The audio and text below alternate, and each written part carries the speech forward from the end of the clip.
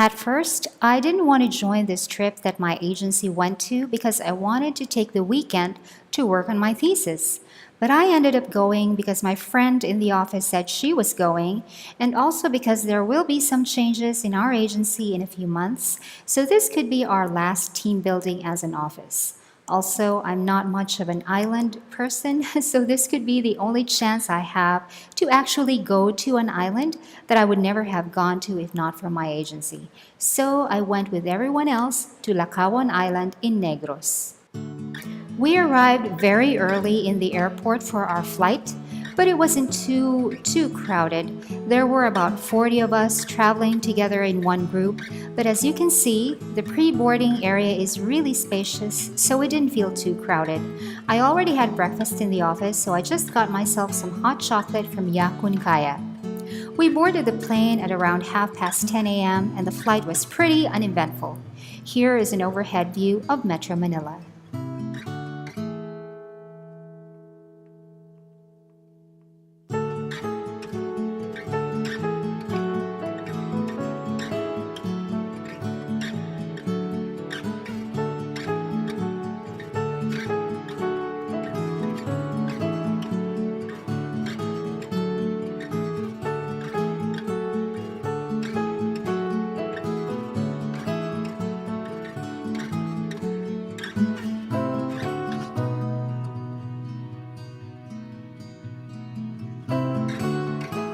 This here is the province of Negros Occidental, the sugar capital of the Philippines, located in the southern part of the country, and we landed in the city of Bacolod.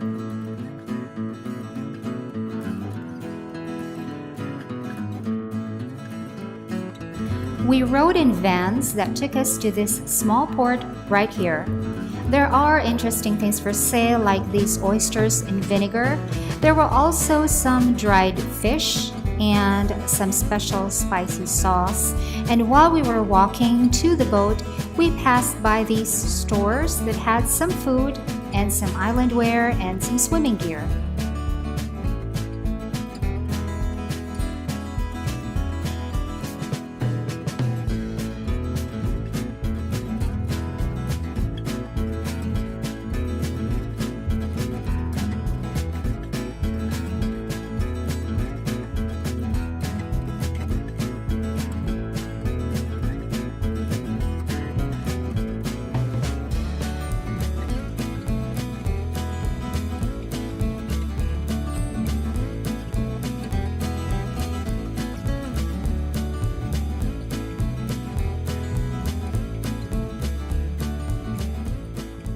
The boat ride took only about 20 minutes and it was already 2:30 when we arrived in the island of Lakawon.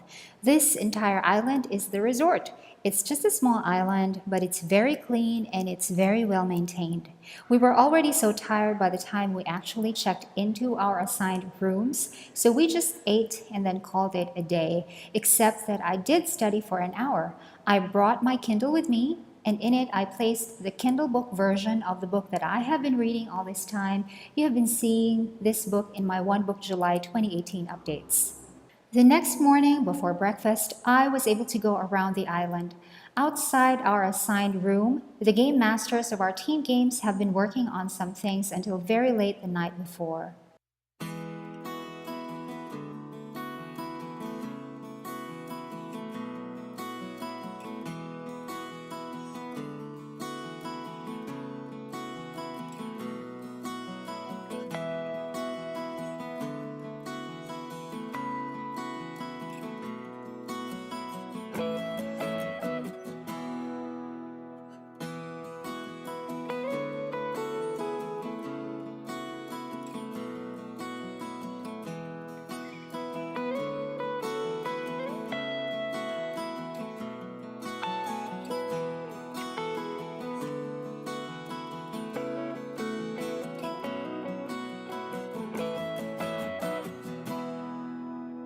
These huts that we just walked along are what visitors to the island can stay in case they want to be rustic.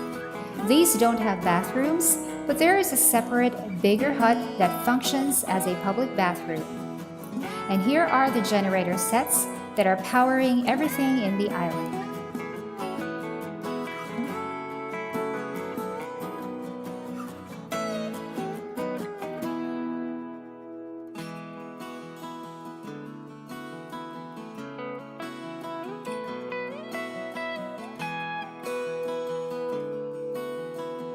I bought a pair of shorts from this tiny stall right here because I heard that we had to go into the water from the boat at some point during the day, and I wasn't really planning to get wet at all, so I didn't pack any shorts. And then we took a walk along this very, very long dock made of wooden planks that have already been bleached a light gray by the sun. The water looks so lovely. We all stood around here while an office mate took video footages with his own drone. Once this video is up online, I will leave a link in the description box below. Another office mate also brought his own cameras and took videos. Once his video of this trip is up, I will also link it in the description box. Then we went back to the beach for the pictorial. Here is a very rare video of my face. I wrapped a scarf around my head so that my hair won't be whipping me in the face the whole day, and also so that I won't have to deal with any tangles later on. I'm also enjoying my Transitions Extra Active prescription lenses. At this point, the lenses have transitioned completely, and I really like how comfortable it is to look around with these lenses. The regular Transitions don't darken as much as these ones. I have the Transitions Extra Active. The pictorial wasn't choreographed. It was very informal. It was just a bunch of people goofing around and taking pictures. After the pictorial, we took a 2-minute boat ride to the floating restaurant.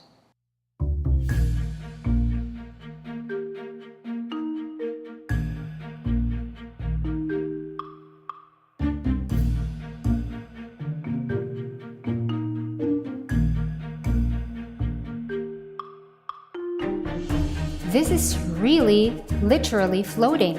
It's not just a structure that is built on stilts over the water.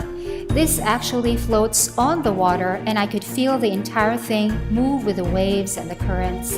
The feeling is very relaxing, and there are actual places to just lean back and, well, relax.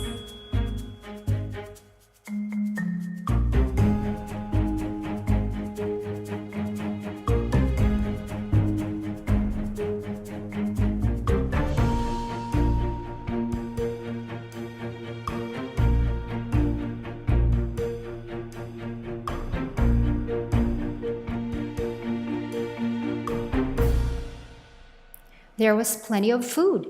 There were crabs, shrimps, oysters, kinilaw, and fish. And I had the pork and squid together with rice. For dessert, we have these very tiny tarts and local candies, but I got the Napoleones, which is a popular dessert in southern Philippines. It's made of layers of thin dough with a creamy filling inside and a sugary icing on top. After lunch, everyone invaded the beds and seats, and I sat around admiring the view while everyone else either had some alcoholic drinks or jumped into the water or danced.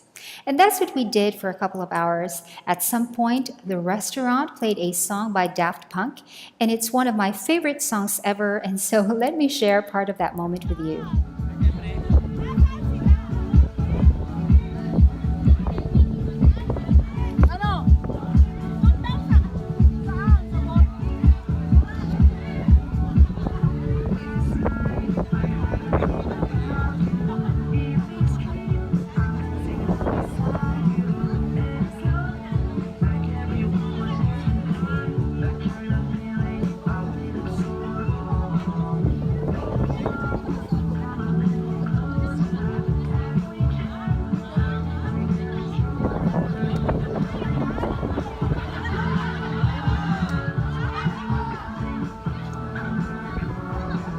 Attached to the floating restaurant was this giant balloon, and people did this thing where one person was already positioned at the edge of the balloon, and then 2 more people would jump down at the same time, so the first person would fly high up into the air and land on the water. Let me play that once again for you.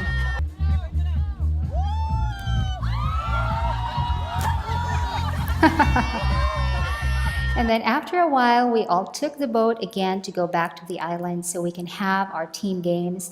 There were only 3 games and they were really funny and they sounded easy but were actually quite difficult.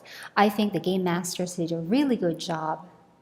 On our last night in the island, we had dinner and the awarding of the winning team for the team games, plus a couple of other funny awards, and everyone had a really great time.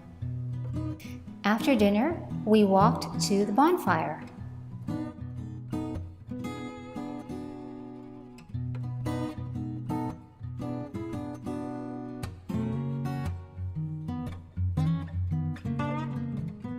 And then we sent paper lanterns up into the sky. I did light a lantern, I just watched everybody do so.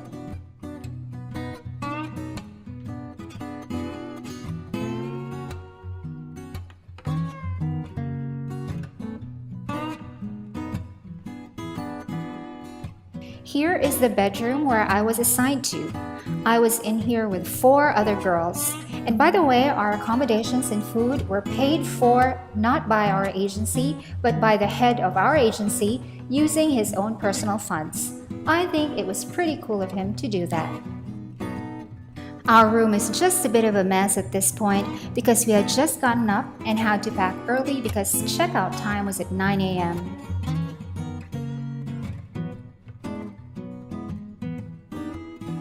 After breakfast, I was able to finally go up to the rooftop of the building where we were staying, and it was really nice.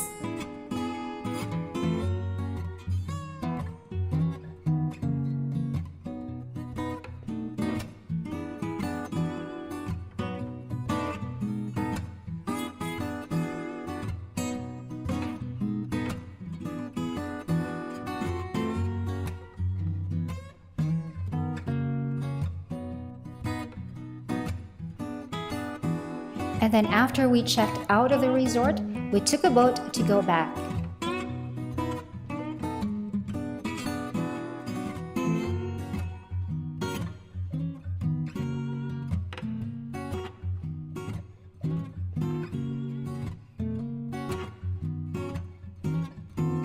And then we rode the vans again to go back the same way we came. We did drop by Kalea's Cakes with a very intriguing door, but there was no time to sit down and eat.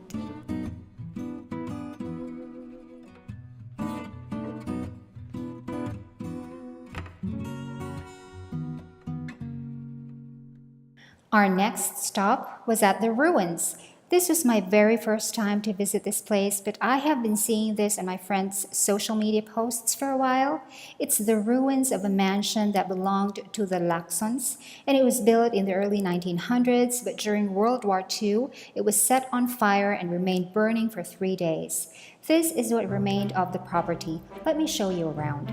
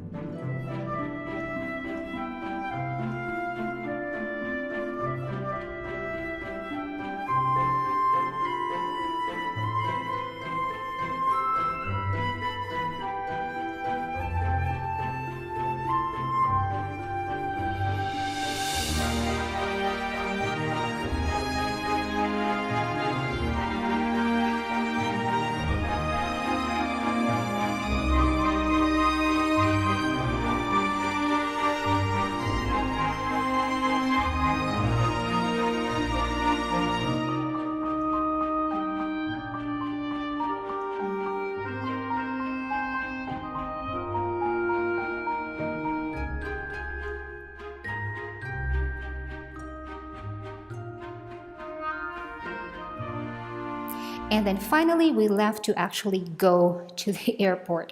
My office mates brought back boxes of the local pastries to bring home to their families.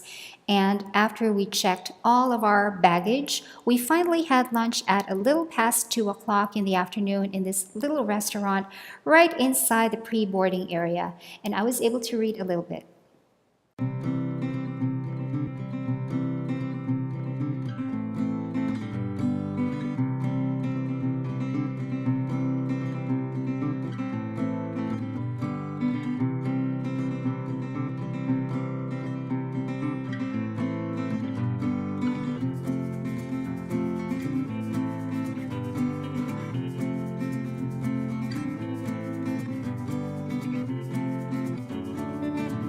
And here we are approaching Metro Manila.